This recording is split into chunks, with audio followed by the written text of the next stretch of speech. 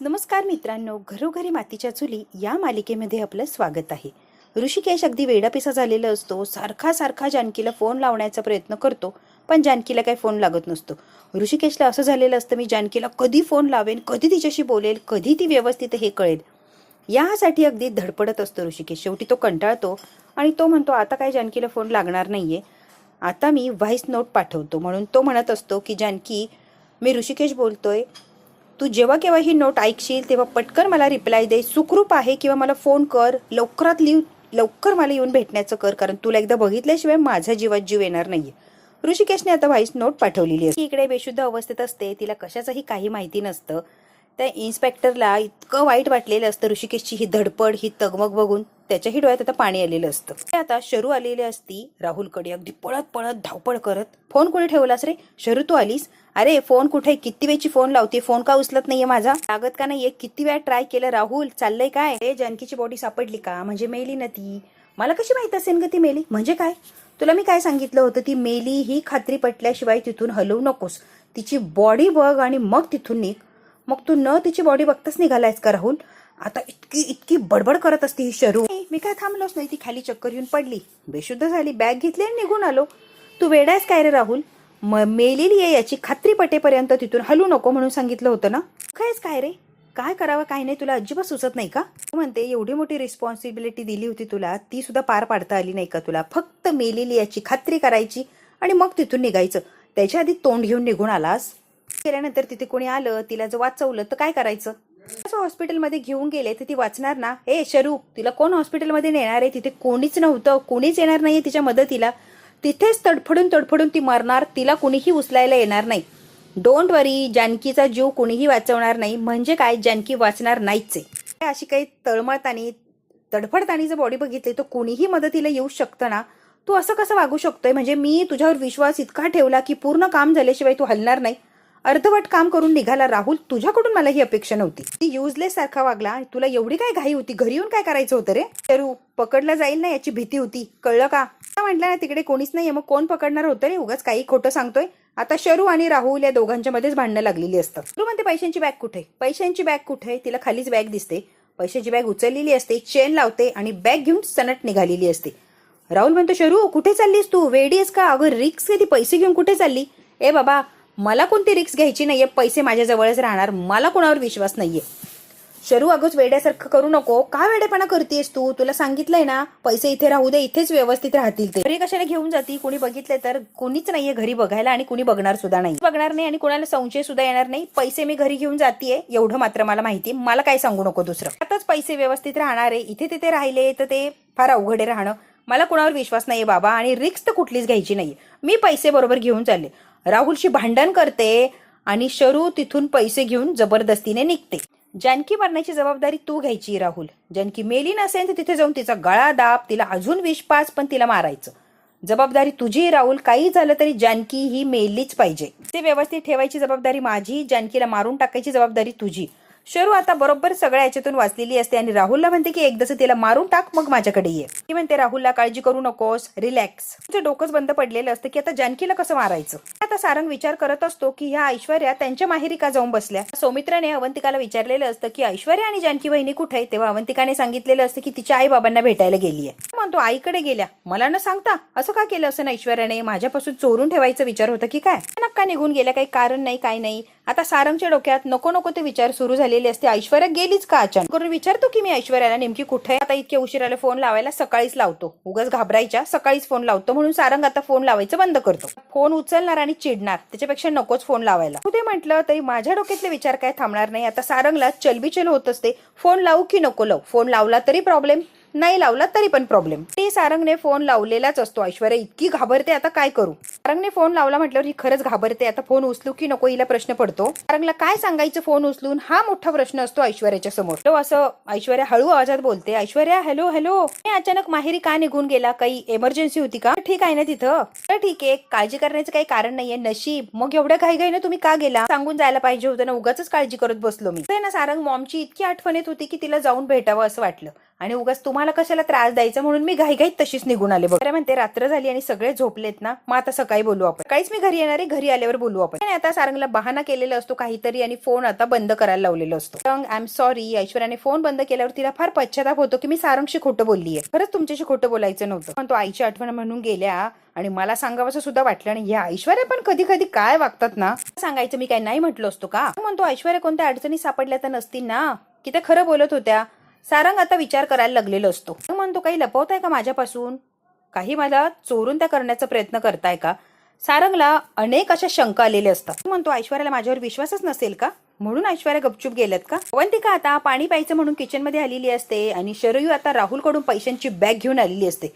हळूच दरवाजा उघडते, इकडे तिकडे बघते आणि ती पैशांची जड बॅग घेऊन शरयू अगदी घाईघाईने तिच्या रूम मध्ये गेलेली असते. अवंतिकाने बरोबर बघितलेलं असतं की या शरूताई इतक्या रात्री एवढी मोठी जड बॅग घेऊन कुठून आल्या आणि एवढ्या घाईघाईमध्ये रूम मध्ये कशा गेल्या. अवंतिकाने बारीक तिचं ऑब्झर्वेशन केलेलं असतं. मध्ये काय ना बघायलाच हवं. आता अवंतिकाने सुद्धा ठरवलेलं असतं. तो आता पैसे काढलेले असतात बॅग मधून आणि ते पैसे मोजत असते, म्हणजे बघत असते एवढे सारी रक्कम आणि तिला असं सुटकेस असा निश्वास टाकते की बापरे माझे पैसे व्यवस्थित आहेत, चला काही हरकत नाहीये. आणि अवंतिकाने बरोबर खिडकीतून बघितलेलं असतं की शरयू त्या बॅग मधून पैसे काढते आणि खूप सारे पैसे असतात त्या बॅग मध्ये. आता काहीतरी वास्तव म्हणून शरयू बघते खिडकीच्या दिशेने कोणी आहे का, तर पटकन अवंतिका लपलेली असते. शरूने आता घाईघाई खिडकी उघडलेली असते. कोणी दिसतं काय बघते, तिला कोणीच दिसत नाही. ती का भिंतीच्या बाजूला लपलेली असते आणि शरूला असं वाटतं की मांजर वगैरे असेल, ते आता विसरून जाते. ऐश्वर्या इकडे हॉस्पिटलमध्ये रिसेप्शनच्या तिथे येते आणि म्हणते जानकी रणदिवे यांचे डिस्चार्जचे पेपर रेडी झालेत का. ती मॅडम म्हणते हो रेडी आहेत. 15 दिवसांनी जानकीला रुटीन चेकअपला बोलवलेलं असतं. ऐश्वर्या म्हणते हो नक्कीच. तिला आता डिस्चार्ज मिळालेलं असतो. आता पेपर्स वगैरे घेऊन आलेली असते. जानकी तू बरी आहेस ना गं, तुला काही त्रास वगैरे होत नाहीये ना. नाही आता बरं आहे, जरा पोटात दुखत होतं पण आता ठीक आहे, आता एवढं काय जाणवत नाहीये. अशक्तपणा आहे ग ऐश्वर्या, पण एवढ्या लवकर पण आता रिकवर होणार नाही, थोडा वेळ लागणारच. थांबू मग आजच्या दिवस, घरी जायची काही नाही करायची. नाही ग एवढं पण काही नाहीये, घरी जाऊन मी करेल की आराम. बरं किती काळजी करशील ग माझी, आणि तू आमची काळजी करते तेव्हा ग जानकी. की तिथे पोहोचले नसते वेळेत, ती लोक हॉस्पिटलमध्ये नसते घेऊन आले तर आज काय बघितलं असतं. आमचं नशीब की सगळं वेळेत झालं आणि तू व्यवस्थित सुखरूप आमच्या समोर आहेस. आता रडायला लागलेली असते. जानकी म्हणते आता मी ठीक आहे ना ऐश्वर्या, डोंट वरी. फायनली आता जानकीला डिस्चार्ज मिळालेला असतो आणि ती घरी जायचं म्हणते तेव्हा ऐश्वर्या तिला घरी घेऊन आता निघालेली असते. घरी यायला दोघीही आता निघतात. आता सकाळी सकाळी सगळे नाश्त्यासाठी बसलेले असतात. अवंतिकाला शरू म्हणत असते काय गये की तुझ्या 2 वहिन्या नाहीयेत का, एकटीच सगळं करतीये. ती का आता शरूला काहीतरी उत्तर देणार. अरे वहिनी, जानकी वहिनी दिसत नाहीये ना म्हणून विचारलं ग. मोठ्या तोऱ्यात आता शरू टोमणं देत असते या अवंतिकाला. अवंतिका काही बोलणार तेवढ्यात ऐश्वर्या आणि जानकी पायऱ्याच उतरत असतात. घरात त्या आलेले असतात की आल्यात जानकी वहिनी, ऐश्वर्या आल्यात शरूवंश. ऐश्वर्या आता डायरेक्ट हे नाश्ता करत असतात, तिकडे जानकीला घेऊन येत असते आणि जानकी आणि ऐश्वर्याला सोबत बघून शरूचे डोळे मोठेचे मोठेच झालेले असतात. जानकी जिवंत. ऐश्वर्या रागारागाने या शरूकडे बघत असते, जणू काही हिचा नरडीचा घोट घेऊ की काय अशी अवस्था झालेली असते. शरूच्या हातातला पोह्याचा चमचाच खाली पडलेला असतो. इतका जबर धक्का हिला बसलेला असतो. बऱ्या घरात नव्हती म्हणजे ती जानकी जवळ होती, म्हणजे या दोघींनी जानकीला वाचवलं. बऱ्याने जानकीला वाचवलं 100%. शरू आता सगळे धागे दोरे जुळवण्याचा प्रयत्न करते की जानकी वाचलीच कशी. मला कळतच नसतं पळून जाऊ की काय करू, कसं माझ्या प्लॅनची माती कशी झाली. तुझं डोकं बंद पडलेलं असतं, अगदी फ्रीज झाल्यासारखी झालेली असते, तिला काहीही सुचत नसतं. अवंतिका म्हणते वहिनी बसा, तुम्हाला नाश्ता वाढते मी. अवंतिका काहीच विचारत नाही, बरं बिरं काहीच नाही. ती म्हणते अवंतिका तू बस, मीच वाढते. आता लगेच सुमित्रा म्हणते जानकी पुरी ही नाटकं घराबाहेर होती, आता उगवतीयस आणि आल्या आल्या नाटकं करतेस का, सगळ्यांना खायला घालायचे. ते जाती काय जाते सांगायची काही पद्धत की वेड्यासारखं आम्ही फक्त वाट बघायची. तर या जानकी शांतपणे सगळं काही ऐकत असतात. जे सुमित्रा बोलतीये ते सगळं काही या सहन करतात. नाटकं करूच नको, याची काळजी याला वाढते त्याला वाढते, तू तुझं बघ. सगळे रंग कळून चुकले बरं जानकी. मित्रा तोंडाला येईन ते बोलत सुटलेली असते. जानकीला काहीही बोलत असते. सगळी प्रॉपर्टी स्वतःच्या नावावर करून घेतली आणि मग काय यांचा बळी गेला ह्या प्रॉपर्टीच्या नादात. माझा नवरा गमावलाय जानकी मी. स्वतःच्या नवऱ्याला जेलमध्ये टाकलं आणि स्वतः मात्र हुंदाडतीये. रात्र घरी येत नाहीये जानकी. अगं तुझ्या वागण्या बोलण्याला काही आहे की नाही सीमा. सुमित्रा वाटतील ते आरोप करत असते आणि वाटतील ते जानकीला बोलत असते. तुला इतका राग येत असतो, इतका संताप होत असतो, कोणाचा कसलाच विचार येत नाही का ग. तुला कोणाबद्दल काही वाटतच नाही का ग. त्याच आता सहनशीलता संपलेली असते. आई तुम्ही जानकी आता ऐश्वर्याचा हात दाबते. प्लीज शांत बस. अवंतिका सुद्धा खुणावते की शांत बस ऐश्वर्या. ऐश्वर्या बोल बोल, का थांबलीस मध्ये, बोल की. जानकीची वकिली करत होती. कर कर कर. अगं काय म्हणतीये, बोल की. तब्येतीबद्दल विचारणार होते. तब्येत बरी आहे का, बाकी काही नाही हो आई. तब्येतीबद्दल आता विचारावं असं वाटलं. वा, बरेच लवकर जाग आली ग ऐश्वर्या. द्या चालू द्या, तुमचं जे काही चाललंय ना ते चालू द्या. मस्त. मित्रा नाश्ता न करता बडबड करत तशीच निघून गेलेली असते. आता विचार करत असते अवंतिकाने ऐश्वर्याला बोलण्यापासून अडवलं. शांत बस अशी म्हणली. दोघींचं काहीतरी सुरू आहे. दोघींनी मिळून जानकीला वाचवलेलं असणार आहे. जानकी तू आत्ताच आलीस ना, जरा आराम कर. तशी तू जेन्युअनली काम करायला जाती आणि काही लोकांना वाटतं की तू नाटक करती. त्यापेक्षा जा तुझ्या रूम मध्ये, आम्ही बघतो सगळं.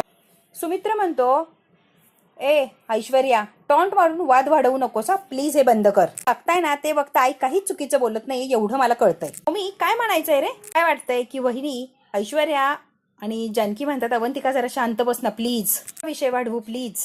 कधी काही गोष्टी सोडून द्यायच्या असतात. मित्र म्हणतो असंच इग्नोर करा असंच इग्नोर करा. म्हणतो वहिनी हाताला बँडेज का लावलंय ग. ऐश्वर्या म्हणते मीच लावलंय बँडेज, मध्ये काम करताना हाताला जरा जखम झाली ना म्हणून. मित्र निघून गेलेला असतो. सारंग सुद्धा निघून गेलेला असतो. ह्या तिघी आणि शरू तिघींच्या मध्ये अडकलेली असते. ऐश्वर्या अवंतिका जवळजवळ उभे असतात आणि जानकी आता घाईघाईने निघून गेलेली असते. शरू इतकी रागाने त्या प्लेटमध्ये चमचा आदळते की झाला पचका. की तिच्या रूम मध्ये गेलेली असते, फ्रेश वगैरे होते आणि विचार करत असते या सगळ्याच घटनांचा. ऐश्वर्या आणि अवंतिका आलेले असतात जानकीशी बोलायला. कशा आहात तुम्ही, बऱ्या आहेत का. अवंतिका हो ग मी बरी आहे. त्यांच्या समोर काहीच विचारता येत नव्हतं. खरंच वहिनी बऱ्या आहात ना तुम्ही. अवंतिका सध्या फक्त ऋषिकेशला जेलमधनं कसं काढायचं बाहेर तोच विचार डोक्यात, बाकी काहीच विचार नाहीये. मी आले असते तर बरं झालं असतं ग. पैसे गेले हातातून. झाल्यानंतर पैशांचं काय झालं खरंच मला माहित नाही. घेऊन गेलं काहीच कळत नाहीये ग. तिला पैशांचं टेन्शन आलेलं असतं. अवंतिकाला तर सगळंच माहिती असतं. शरू यांचं बोलणं चोरून ऐकत असते. ज्या माणसाने मला पेढा खायला दिला त्याने तर ते पैसे चोरले नसतील ना ग.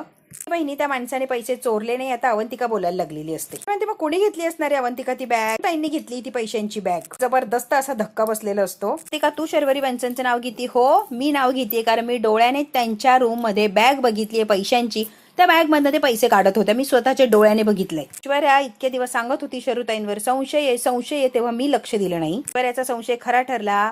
शरूवरच्याच रूम मध्ये पैशांची बॅग आहे. ते का थोडं कॉन्फिडेंटली कसं बोलतीये. ऐश्वर्याला आता प्रश्न पडतो. स्वतःच्या डोळ्याने बघितलंय त्यांच्या रूम मध्ये पैशांची बॅग. एकाने गॅरंटी दिलेली असते मी स्वतः बघितली पैशांची बॅग. आता ऐश्वर्या आणि जानकीला धक्काच बसतो की शरू इतक्या खालच्या पातळीला जाऊ शकतीये. तोंडालाच हात लावलेला असतो जानकी. आता सध्या बॅग त्यांच्या रूम मध्ये. आता घाबरलेली असते. अरे देवा, आता ती पैशांची बॅग घेणार म्हणजे घेणार. ठिकाणी मला पैशांची बॅग घेऊन जाताना बघितलं होतं. तिथं ठेवणं सेफ नाहीये. पैसे पटकन तिथून हलवायला लागणार. आता शरूने विचार केलेला असतो ही करून ते पैसे हलवावेच लागणार तिथून. का जानकी, कळालं तुला. सगळं शर्वरीनेच केलं असणार. माझी खात्री नाही, 100% खात्री होती, पण नाही तू ऐकायला तयार नव्हती ना. ऐश्वर्या खरंच माझीच चूक झाली. त्या खालच्या पातळीला जातील खरंच विचार सुद्धा केला नव्हता मी. ऐश्वर्या म्हणते आता विचार करायला लागणार ती पैसे कसे मिळवायचे. की माझ्याकडे एक प्लॅन आहे. मी आता एक ड्रामा करणार आहे. डायमंड सेट हरवलाय आणि डायमंड सेट हरवलाय म्हटल्यावर इकडे तिकडे शोधाशोध करायची. इतका ड्रामा करीन की तुम्ही मग सांगायचं की सगळ्यांच्याच रूमची झडती घे. मी मग शरूताईंच्या रूमची झडती घेणार आणि पैशांची बॅग बाहेर काढ. मी ती बॅग मिळवणार म्हणजे मिळवणारच. शर्वरीच्या रूमची झडती घेतली की बॅग आपल्या हातात. आता यांचा हा प्लॅन आहे. हा शर्वरीने सगळ्याच्या सगळं ऐकलेलं असतो. बोललेले पैसे आपल्याला मिळणार. आपला प्लॅन परफेक्ट सक्सेस होणार. तिला अगदी घाम फुटलेला असतो. काय करावं आणि काही नाही तिला काही सुचत नसतं. अगदी वेडीपिशी झालेली असते. मग तिचा खरा चेहरा सगळ्यांच्या समोर येणार म्हणजे येणार. चला वर्क करायला पाहिजे लगेच प्लॅन. की म्हणते मी आलेच. ऐश्वर्या म्हणते थांब जानकी, दादा या दोघी भेटायला चालल्यात ना. कोणीच नसताना मला हीच संधी आहे बॅग घेऊन लपवून टाकण्याची. ऐश्वर्या म्हणते आत्ताच्या आत्ता ती बॅग कुठेतरी व्यवस्थित लपवते मी. ह्या जोपर्यंत ऋषिकेश दादाला भेटून येतात तोपर्यंत बॅग मी लंपास कर. ऐश्वर्या आणि जानकी आता चाललेले असतात ऋषिकेशला भेटण्यासाठी. शर्वरीने सगळा प्लॅन ऐकलेला असतो. शर्वरी तिच्या रूम मध्ये आलेली असते घाईघाईने ते पैशांची बॅग घेण्यासाठी, कारण तिला ते लपवायचे असतात. कारण जानकी आणि ऐश्वर्या घरी नाही याची तिला खात्री पटलेली असते. कुठे ठेवू, काय करू या पैशांचं काहीच कळत नाहीये. सगळा प्लॅनचा पचका झालाय आणि सगळ्यात मीच अडकलीये. आता शर्वरी पुरती अडकलेली असते. शर्वरी म्हणते सगळा गोंधळ झालाय, मला काही सुचत नाहीये, अगदी डोकं बंद पडलंय. शर्वरी अगदी वेडीपिशी झालेली असते. रूम मध्ये पैसे लपवते, कुणाला संशय येणार नाही. बाथरूम मध्ये लपवायला चाललेली असते. तेवढ्यात काय फोन वाजलेला असतो शर्वरीचा. तुला काय झालंय बोल पटकन. काही नाही ग, सहज फोन केलाय. मूर्ख आहेस काय रे तू, डोक्यावर पडलाय का. मला तुझ्याशी बोलायचं नाहीये, मुळात मला वेळच नाहीये, फोन ठेव. हॅलो शरू मी काय म्हणतोय ऐक ना. ऐक ना तरी. काय झालंय तुला, एवढी काय लगेच चिडतीयस ग. चिडायला काय झालंय मला विचारतोयस तू राहुल. मोठा घोळ घालून ठेवलास तू आणि तोंड वर करून मलाच विचारतोय प्रश्न. तुला काय सांगितलं होतं, ऐश्वर्या मेली याची खात्री करायची आणि मग तिथून निघायचं. तू ऐश्वर्या मेली याची खात्री सुद्धा केली नाही आणि तिथून निघाला आणि तोंड वर करून मला म्हणतोय की काय एवढी चिडतीयस म्हणून. काय रे मूर्खा, कशाला एवढा गोंधळ घातला रे. आता शर्वरी त्या राहुलला इतकी बोलत असते, इतकी चिडचिड करत असते, त्याच्यावर काही एक परिणाम झालेला नसतो की जिवंत आहे. ऐश्वर्या छान तिला घरात घेऊन आलीये. राहुल असा खटकन उठून बसलेला असतो की जानकी जिवंत आहे, हो अगदी ठणठणीत आहे आणि ऐश्वर्या तिला घरात घेऊन आलीये. मात्र राहुलला सुचत नसतं काय बोलावं आणि काय करावं. जानकी जिवंत आहे म्हणल्यावर याच्या पायाखालची जमीन सरक. सगळं जे झालंय ते फक्त आणि फक्त राहुल तुझ्यामुळे झालंय. तू जर जानकी मेली याची खात्री केली असतीस तर आज जानकी इथे नसतीस. ती मरेपर्यंत तिथे थांब असं म्हटलं होतं, पण तू काय पैशांची बॅग उचलली आणि पळून आलास. जानकी डायरेक्ट आता घरी चाललीये. जेव्हा मी पैशांची बॅग घरी घेऊन आले तेव्हा अवंतिकाने मला बघितलं आणि अवंतिकाने हे सगळं ऐश्वर्या आणि जानकीला सांगितलंय की शरूच्या रूम मध्ये पैशांची बॅग आहे. पैसे माझ्याकडे हे कळलंय त्यांना. त्यांच्या प्लॅन मध्ये अडकवण्याचा प्रयत्न करताय. सांगितलं होतं ना पैसे माझ्याकडे राहू दे, पण तुला इतकी घाई झाली होती की ते घेऊन पळायचेच होते. पैसे जाणार म्हणजे जाणार हातातून. ए राहुल, चांगलं बोलता येत नसेल ना तर बोलू नको. आत्ताच सांगते, पैसे जावेत म्हणून नाही एवढे मेहनतीने मिळवलेत ते. त्यात मोठा घोळ तू घालून ठेवलास. कसा निस्तारायचा त्याला मी बघतीये. काहीतरी डोकं लावते तो, वरून शहाणपणा करून अपशकुनासारखं बोलतोयस होय. राहुल तोंड बंद करा प्लीज, काहीच करू नको. आता सध्या तर मला काही सुचत नाहीये. पैशांची विल्हेवाट कशी लावायची ते बघू दे. आणलेले पैसे कुठे ठेवायचे, काय करू काय नाही मला काहीही सुचत नाहीये, कळतंय का. पैसे हातातून गेले तर या जानकीला इतकं भोगावं लागेल की लिमिटच नाहीये. त्यातलं वातावरण इतकं तापून ठेवीन ना तिला सहन सुद्धा होणार नाही. इतका तमाशा करेन मी. माझे पैसे जर गेले तर मी कुणालाही सोडणार नाही. विरोधात प्लॅन करताय काय, सगळेचे सगळे शरूला अडकवण्याचा प्लॅन. वा वा वा. त्याच प्लॅन मध्ये त्यांना कशी अडकवते ना राहुल तू बघच, आणि शरू काय चीज आहे त्यांना दाखवून दे. काय करते ना तू आता बघच. अगं बडबड करून तनतन करून फोन ठेवलेला असतो. राहुलची इतकी तळपायाच्या मस्तकात गेलेली असते. जानकी जिवंतच कशी राहिली, एवढा विषारी पेढा खाल्ला आणि ती जगलीच कशी, याला फार टेन्शन आलेलं असतं. खरं तर माती यानेच खाल्लेली असते. जानकी मरेपर्यंत हा थांबलेला नसतो आणि आता वरून दोष देत असतो की ही वाचलीच कशी. शर्वरी अगदी पिसाळ्यासारखी झालेली असते. पैसे कुठेतरी लपवायचे असतात कारण जानकी आता डोक्यावर बसायला लागलेली असते आणि शर्वरीला डोक्यावर कुणी बसून घ्यायची सवय नसते कारण सगळ्यांच्या डोक्यावर तीच बसत असते. आता पहिल्यांदाच ती कोणाच्या तरी जाळ्यात अडकतीये, त्यामुळे तिला अगदी वेड्यासारखं झालेलं असतं. ती घाईने शरू अगदी पैसे घेऊन पळालेली असते बाहेर. तिकडे इकडे तिकडे बघते कोणी आहे का आणि पैशांची बॅग ओढणीच्या खाली लपवून ती आता पळायला लागलेली असते. शर्वरीने ती बॅग आणलेली असते आणि जानकीच्या रूम मध्ये तिच्या कपाटात लपून ठेवलेली असते. इकडे तिकडे कोणी आहे का बघते आणि बरोबर ती वर आलेली असते आणि गुपचूप कपाटामध्ये तिने बॅग लपवून ठेवलेली असते. बॅग व्यवस्थित लपवल्यावर शर्वरी अगदी टाईट फिट होते आणि म्हणते मला त्यांच्या जाळ्यात अडकवायचा प्रयत्न करत होत्या, आता तुमच्याच प्लॅन मध्ये मी तुम्हाला कशी अडकवते ना तुम्ही बघा. तुम्हाला तिघींना कशी तोंड कशी पाडते ना तुम्ही बघाच. आता जानकी तू फार हुशार समजते ना स्वतःला, आता तुझ्याच जाळ्यात तुलाच कशी अडकवते. माझं नाव शरयू आहे आणि शरयूशी पंगा घेणं सोपं नाहीये. मी बघा तुम्हाला कशी पळतावई थोडी करते. पोलीस स्टेशनमध्ये जानकी आलेली असते ऋषिकेशला भेटायला. त्याला फार काळजी लागून राहिलेली असते की जानकीची तब्येत बरी आहे की नाही, कारण त्याला भयानक असं स्वप्न पडलेलं असतं. ऋषिकेश असाच आवाज देते की इतका ऋषिकेशच्या चेहऱ्यावर आनंद आलेला असतो. जानकी तू ठीक आहे ना. हो ऋषिकेश, मला काय झालंय, मी ठीकच आहे, मला काहीच झालेलं नाहीये ऋषिकेश. ऋषिकेशला इतका आनंद होती सुखरूप जानकीला समोर बघितल्यावर. का विचारताय की तू ठीक आहेस का म्हणून. प्रार्थना केली होती माझी जानकी सुखरूप असू दे, तिला काहीच होऊ देऊ नको. आणि बघ देवाने ऐकलंय. एकदा तुला बघावंच वाटत होतं जानकी, बघितलं मला तर रिलॅक्स फील होतंय. माझ्या समोर आहेस तू जानकी, मला फार बरं वाटतंय. काय झालं, एवढे का घाबरलाय तुम्ही आणि कसला विचार करताय. प्रार्थना वगैरे काय झालंय ऋषिकेश सांगा बरं. पास झाला होता माझ्या समोर आली आणि अगदी निर्वाणीचं बोलायला लागली, जणू काही कायमची मला सोडून चालली असंच काहीतरी बोलत होती. मी इतका घाबरलो अगदी कासावीस झालो. मला असं वाटलं की तू माझ्यापासून दूर चाललीये. म्हणून देवाला प्रार्थना केली की माझी जानकी जिथे कुठे असेल सुखरूप व्यवस्थित असू दे आणि लवकरात लवकर मला भेटू दे. बोलत होती ना असं वाटत होतं की सगळं संपून गेलंय जानकी, आता काहीच राहिलं नाहीये. त्यामुळे मी इतका घाबरलो होतो जानकी. तूच सांग मी तरी काय करू. तुला बघायचं होतं तर बघितलं ना, मला फार छान वाटतंय, रिलॅक्स वाटायला लागलंय जानकी. आता ऋषिकेशकडे बघते आणि मनातल्या मनात म्हणते ज्या वेळेला माझ्या जीवाला खरंच धोका होता, खरंच हे जग सोडून मी चालले होते, बरोबर त्याच वेळेला ऋषिकेशला असं वाईट वाटलं आणि मी खरंच जाती असं त्यांना जाणवायला लागलं. बरोबर ऋषिकेशला मी चालली आहे हे कळालं होतं, म्हणूनच ऋषिकेश एवढे घाबरले आणि अस्वस्थ झाले. ते श्वास थांबत होते आणि तुमचा जीव कासावीस झाला. ऋषिकेश किती प्रेम करताय ऋषिकेश तुम्ही. यालाच प्रेम म्हणतात. खरंच तुम्ही जे करताय तेच खरं प्रेम आहे ऋषिकेश. हे सगळं मनातल्या मनात बोलत असते, ऋषिकेशकडे बघते, रडत असते आणि हे सगळं काही रिअलाइज करत असते. की काय झालं, तू बोलायची का पण गप्प झालीस? जानकी तुझ्याशी बोलतोय मी. रडतेस काय? काय झालंय जानकी, बोल जरा. डोळ्यात अश्रू बघितले ना मग मला पण रडायला आलं. काहीच झालं नाहीये ऋषिकेश. ऋषिकेश आता जानकीचा हात पकडतो आणि तिच्या हातावर जे सलाईनचे ते टोचलेचं असतं ते दिसलेलं असतं, सुईचं निशाण. जानकी हे काय झालंय तुझ्या हाताला? तो भात झाला तो खरा होता का? काय ऋषिकेश काहीही विचार करता. मध्ये काम करत होते ना, हात असा ओट्याला आपटला म्हणून ते तसं झालंय. काळा निळा झालं, बाकी काहीच नाही. ऋषिकेश काय एवढा विचार करताय तुम्ही? काही झालं नाही ना जानकी? ऋषिकेश का तुम्ही परत परत तेच विचारताय? मी तुमच्या समोर आहे ना व्यवस्थित उभी, मला काय झालं असणार आहे सांगा बरं ऋषिकेश. किती काळजी करताय ऋषिकेश तुम्ही? कसे आहात ना ते आधी सांगा मला, माझी नका काळजी करत बसू. ठीक आहे जानकी, तू ठीक आहे ना? आता मी जास्तच ठीक झालोय. काळजी घे तू, मी माझी काळजी घेईनच. तुम्ही सुद्धा स्वतःवर लक्ष द्या ऋषिकेश. याचा विचार करायचा. 24 तासाच्या आत तुम्हाला बाहेर काढणारे शब्द आहे माझा. हा भाग आता इथेच संपलेला असतो. पुढच्या भागात काय होणार अगदी थोडक्यात बघूया. त्याच घरात आपल्यावरच संशय घेतला जातोय. किती वाईट परिस्थिती आहे. ठरवलं जात आहे आपल्याला. शर्वरी आता कांगावा करत असते. कोणाला चोर ठरवत नाहीये शरुवंश, तुम्ही गैरसमज करताय बघा. आणखी आता मोठ्याने बोलत असते. म्हटलंय का हार चोरीला गेलाय? नाही ना, नाही म्हणून शोधतोय. एवढं काय तुम्हाला वाईट वाटतंय? बघू ना ग जानकी, चल आधी. तर शर्वरी मुद्दाम जानकीचंच कपाट उघडायला लावते आधी. बरं, जेव्हा जानकीचं कपाट उघडायला लागते तेव्हा तिच्या मागे येऊन सगळेच थांबलेले असतात. अवंतिका, शर्वरी, सुमित्रा, ऐश्वर्या, जानकी. आता जेव्हा ऐश्वर्या कपाट बघता बघता खाली येते, जिथे बॅग लपवली आहे, तिथे आल्यावर सगळे अगदी डोळे मोठे करून त्या कपाटाकडे बघायला लागलेले असतात. जणू काही सगळ्यांना ती बॅग दिसली की काय. सगळ्यांना जबरदस्त असा धक्का बसलेला असतो आणि शर्वरी तर फार खुश असते की तिला माहितीये मी पैशांची बॅग इथे ठेवली. आता सगळ्यात जानकी अडकणार म्हणजे अडकणारच. बघू आता मित्रांनो, जे नक्की सगळ्यांना त्या कपाटात काय दिसलंय आणि शर्वरी खरी आहे की खोटी आहे हे सगळ्यांच्या समोर येणार का? सगळ्या प्लॅन मध्ये शर्वरी सामील आहे हे जानकी सगळ्यांना सांगू शकेल का? हे जर बघायचं असेल तर बघायला लागणार आपल्याला पुढचा भाग. हा भाग इथेच संपतोय. व्हिडिओ आवडल्यास लाईक, शेअर, सबस्क्राईब नक्की करा. धन्यवाद मित्रांनो. नमस्कार.